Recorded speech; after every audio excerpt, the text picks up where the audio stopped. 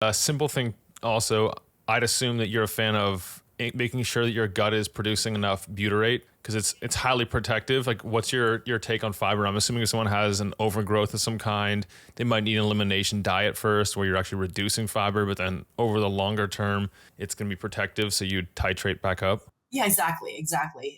It's great to do a stool kit initially. I mean, if they want to do it, but it's really funny. Some people have a butyrate overgrowth, believe it or not. So it's all the good stuff in the wrong place, too much of it, and they could be feeding it with too much sugar or too much whatever, anything, starches. But our goal is to weed, seed, feed. That's the approach which will bring everything to a normal homeostasis. So weed seed feed. Yeah, it's just a regenerative farming approach. You also need water, sunlight, love, good nervous system bioregulation with each other and ourselves, meditation. So when I do sauna, I go, okay, I just want to die, but I'll try to meditate, get into the state and breath work. For the weeding phase, are there any things that you find work well that are also safe? And I've read that the like bacteria and yeast, they mutate very rapidly, so you don't want to use the same ingredient for long periods of time because they adapt to it and then it no longer is effective and it makes more sense to rotate. What are your thoughts?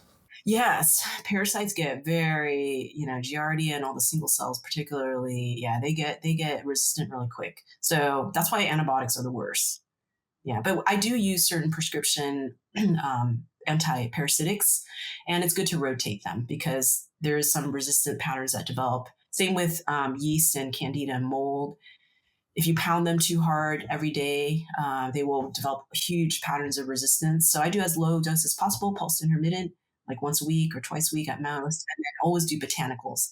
By doing botanicals, you're introducing 3 to 5 different other chemicals at a low enough dose where you're preventing resistance patterns, and that helps the parasite, like they don't get pushed to be selective toward the worst types. Yeah, so a lot of clients come to us, they've got high amount of Clostridium, may not be difficile, but it's probably stuck in there somewhere.